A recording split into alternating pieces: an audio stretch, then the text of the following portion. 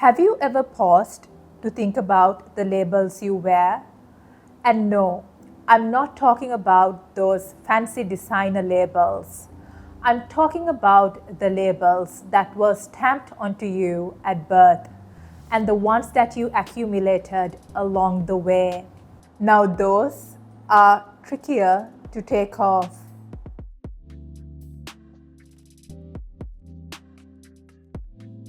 Welcome back to Aligned and Flowing.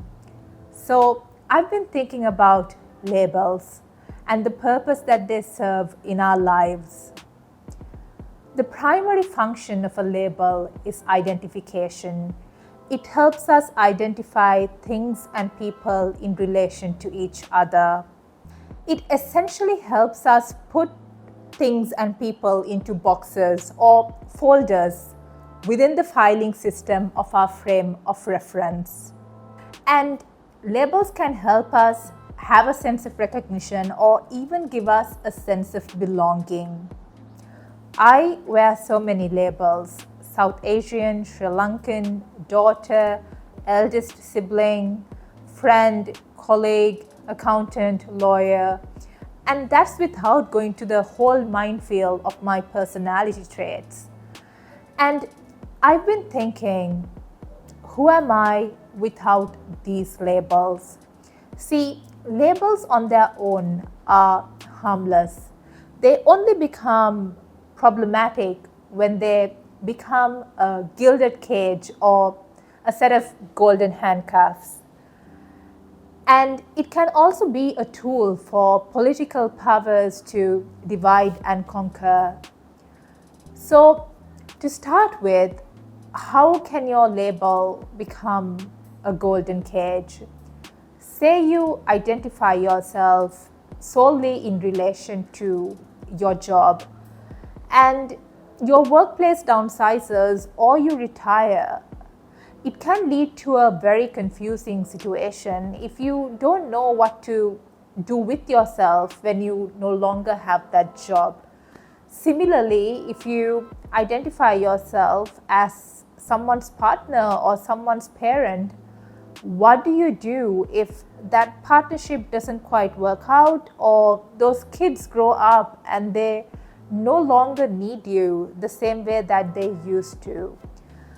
Labels become problematic when we become enmeshed in them, when so much of our identity and purpose is tied to that label. It becomes excruciatingly painful and uncomfortable when that label is stripped away from us. So I think rather than just waiting to think about who we are outside that label when it's painfully ripped away from us, we can take preemptive action. We can start before it's stripped away to figure out who we are without our labels. And when you start lifting the veil or stripping the labels, we can go really deep, and this can go into a spiritual, philosophical, and a metaphysical issue. That who are you without the label? Are you a soul or a spirit? And that's a very deep topic and a gray area as well. And in this video, I want to go for something a little more tangible. And I like to look at your values and interests outside your labels. So, values can be love, truth, integrity, loyalty, freedom, adventure, or something completely different. And it's always good to identify 1 to 3 core values that are truly important to you, because they can give you a base or a foundation of what is truly necessary or important in your life. You can let go and declutter so many of the things that you've just been hoarding and accumulating as you go along life. Because the thing is, as we grow older, we tend to accumulate a whole lot of people, places, and things that may no longer fit the phase or place you're at in life. And when it comes to interests, your interest can be gardening, swimming, pottery, poker, cooking, painting, and something that you just find fun and interesting. And I like to have interests in different spheres, an interest that keeps me fit, an interest that keeps me mentally sharp, an interest that keeps me creative, an interest that feeds my spirituality or my soul, an interest that is linked to financial success. And the thing about having different interests is that it's an opportunity to learn and expand. Your interest can grow into something you didn't even imagine. What starts off as an interest can even end up becoming your career.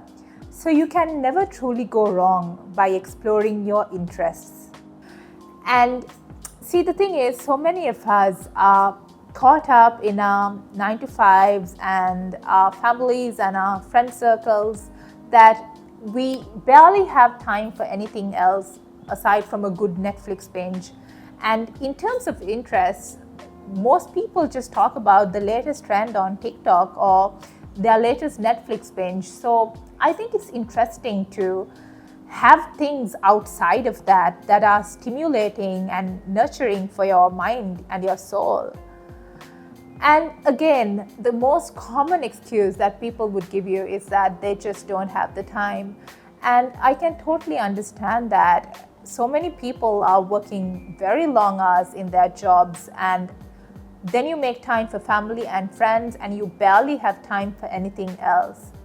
But the thing is, identifying your core values and interests, it's something that you can prioritize, because it's what will give you a sense of purpose, a sense of meaning, and even grounding when you no longer have those labels that you attach to. Because once we leave school, college, university, and go out there into the real world and start adulting, so much of ourselves and our personalities are molded upon and even enmeshed with our work, our family, and our social circles. So we just don't know who we are without them. And most of us will never ever think about that question until it's literally painfully stripped away from us. So all I suggest is start before that happens. Know who you are so that you're ready, even if it happens. And by all means, I know how hard we work for our labels, for those titles, our families, our social circles.